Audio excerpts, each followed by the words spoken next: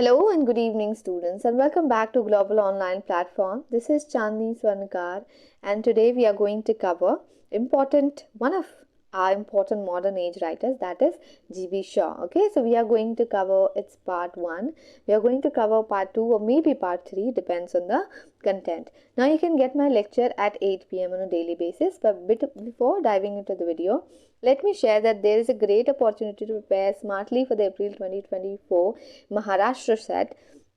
Global Online is offering our comprehensive English literature course. You'll have access to video lectures that explain concepts using short and effective methods. The course also provides downloadable PDF notes for your convenience. Additionally, you will get mock tests that simulate real exam conditions, boosting your final preparation. Okay, and the best part is that you're getting complete course of paper 1 for free. Okay, so to learn more, reach out to the provided contact number. Now, if you want to watch the free videos, first download the Global Online app. Once you are in, head to the store section. There you'll find details of all the courses. Use the search bar to directly type in the course name and you will see an overview along with the fees for the duration. Okay. Now click on the content section. You will find unit wise folders. In each unit you'll get theory lectures, evaluation, notes, mock tests and MCQs. No need for extra reading. Now, if you decide to join the paid course, do remember that we are starting a new batch from 22nd of February. From when? 22nd of February. So, you'll also be added to a WhatsApp group. In that group, you will receive PDFs for each session along with the videos link. It's a great way to stay connected and get additional resources. So, happy learning. Okay. Now, our main topic is going to be our focus. So, let's start with our G.B.Shaw. A very prominent, famous writer, playwright basically. He was from Ireland, so he is an Irish playwright, okay? And we can say that he wrote more than 60 plays because of the data we have, okay? He was born in Dublin, that was in, of course, Ireland.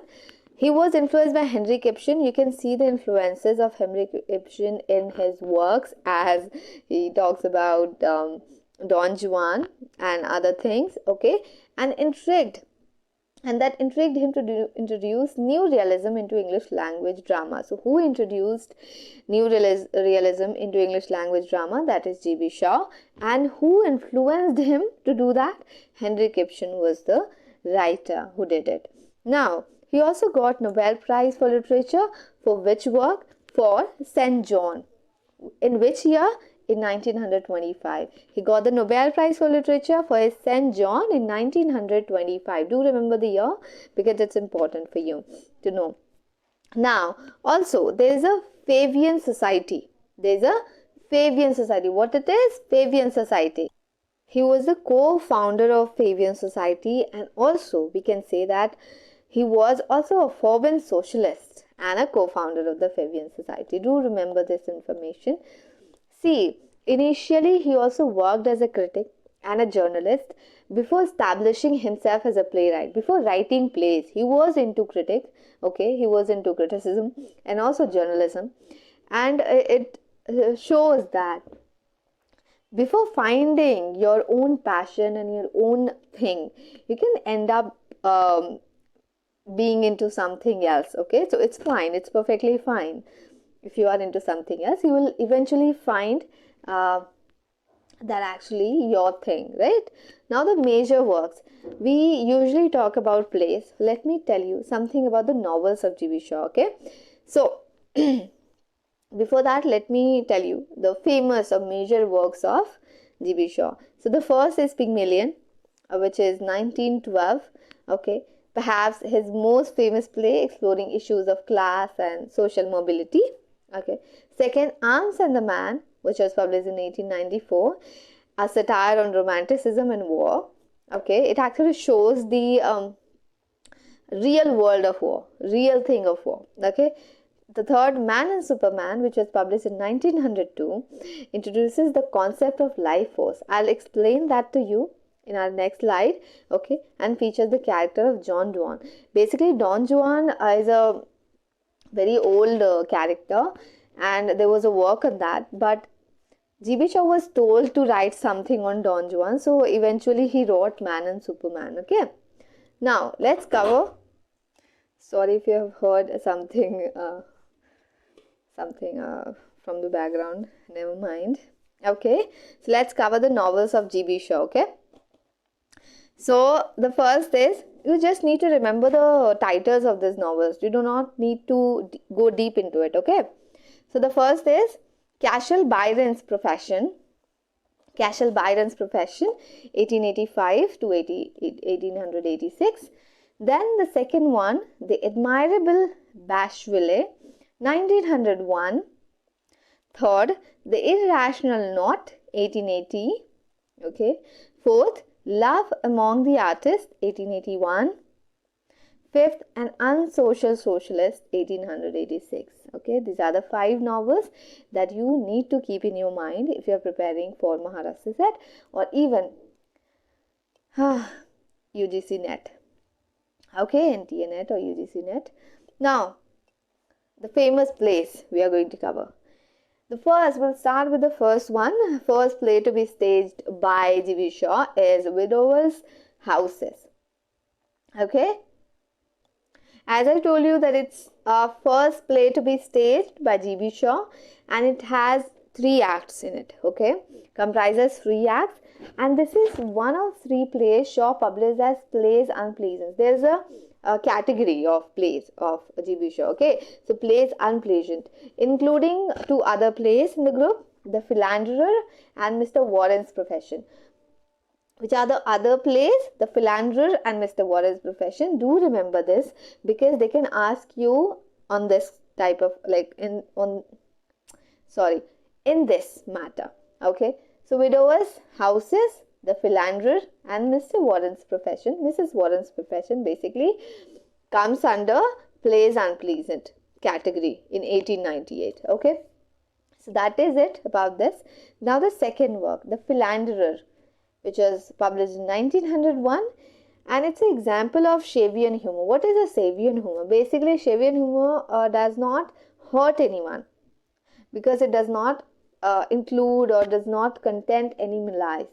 Okay, so that is it you need to remember with this. Now, there is a quotation. A lady and gentleman are kissing in the drawing room of a fault in Early Gardens in the Victoria district of London. It's a starting in the beginning of the whole situation. The writer wants you to understand the setting. Okay.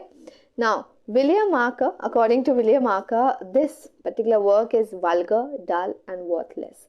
But for you, what it is, you can read and find it out. Okay. And a problem play, it's a problem play basically that deals with the subject of marriage and its limitation, particularly for women. Okay, so it deals with marriage and its limitations. Eventually it talks about women. Okay, now the third work is Mrs. Warren's Profession in 1902. It's all about prostitution, and there is a line that Shaw said about this particular play. Okay. This is the play is written to draw attention to the truth that prostitution is caused not by female depravity and male licentiousness, but simply by underpaying, undervaluing and maltreatment women so shamefully that the poorer of them are forced to resort to prostitution to keep body and soul together. Understood? Okay, so do think about it, whether Shaw said it right or not. According to your perception, what do you think?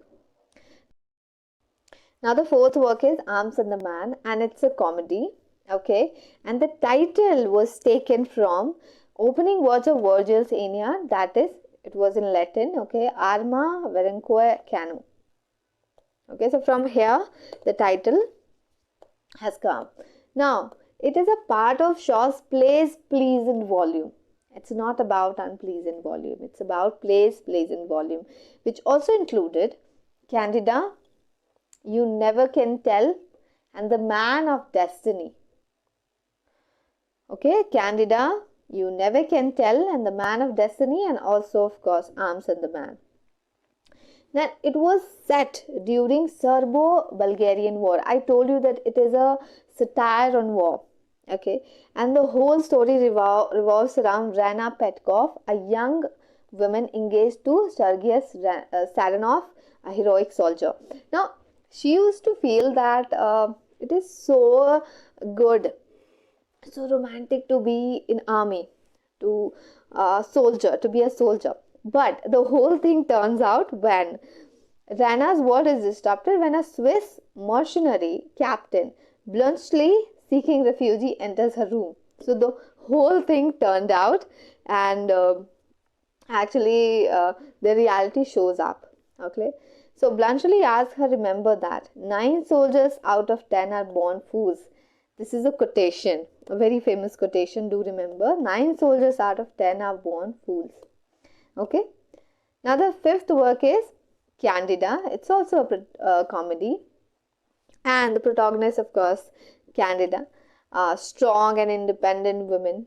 But the problem here is she actually caught in a love triangle between her husband, that Reverend James Morrill, and a young poet, Eugene Marchbanks.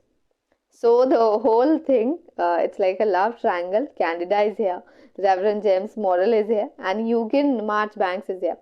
She actually married to Reverend James Morrill, but fall in love with Eugene Marchbanks. So this is the whole thing of this Candida play.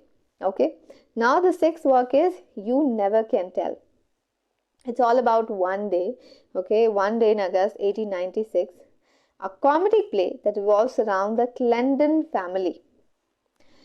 Basically, it is about like the whole family was living somewhere else, but after 18 years returns to England. Okay, and the whole family didn't know about the father, but eventually invites him to their house without letting her mom know. So that is it. Then I hope you must have heard about Caesar and Cleopatra. Seventh work, Caesar and Cleopatra. It's a play and it's a basically historical play आप कह सकते हो. It's a history play. Okay. Now it depicts a fictionalized account of the relationship between Julius Caesar and Cleopatra. What it is? It actually depicts a fictionalized account of the relationship between Julius Caesar and Cleopatra. It was, the reality was different, but it is a fictionalized one. Okay. Now, eighth one, I really love this work. Man and Superman. It was published in 1903. It has 4 acts. Okay. And I told you that Shaw was told to write something on Don Juan theme.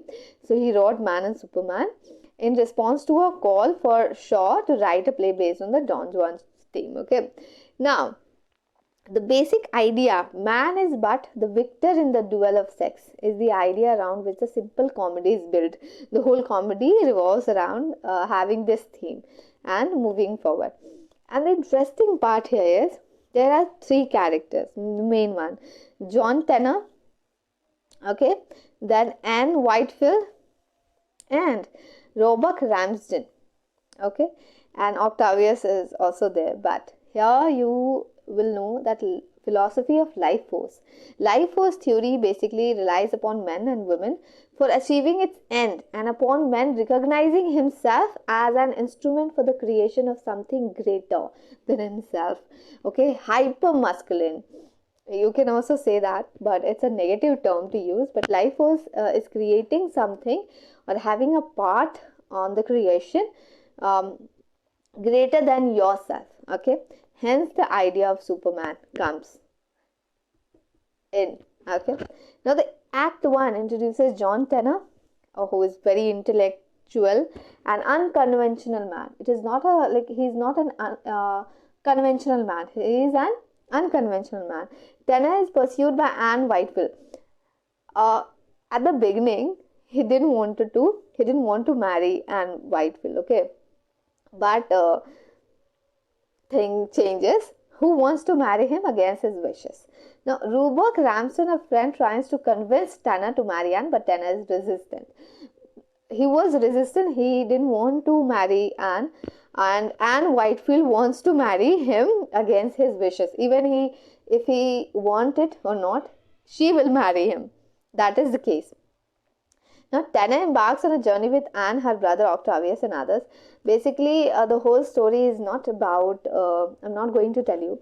This is only thing that you need to remember, that the basic things that you need to know from the perspective of Maharashtra SET and also from NET. Okay, so it introduces the concept of the life force represented by the character of Don Juan. Tanner is pursued not only by Anne but also the idea of the life force, because earlier he was like how he managed to accept the proposal of Anne, because eventually he got to know about the idea of life force and he was pursued by it. Okay, so Tanner and Anne's relationship further explored, and Tanner resists traditional marriage. Now here the Don Juan in Hell, there are sections like acts. Okay, so in Don Juan in Hell act section is a central element providing a platform for Shaw to express his views on various topics. Like in this particular act you are going to see the Shaw's perceptions, Shaw's philosophy of things. Okay, it delves into the internal conflict between the sexes, individualism, and the pursuit of higher ideas. So I hope you got it. Now we have completed today's lecture. We'll meet in the next lecture with other works of not Don Juan, with G.B.Shaw. Okay, so thank you so much and all the very best.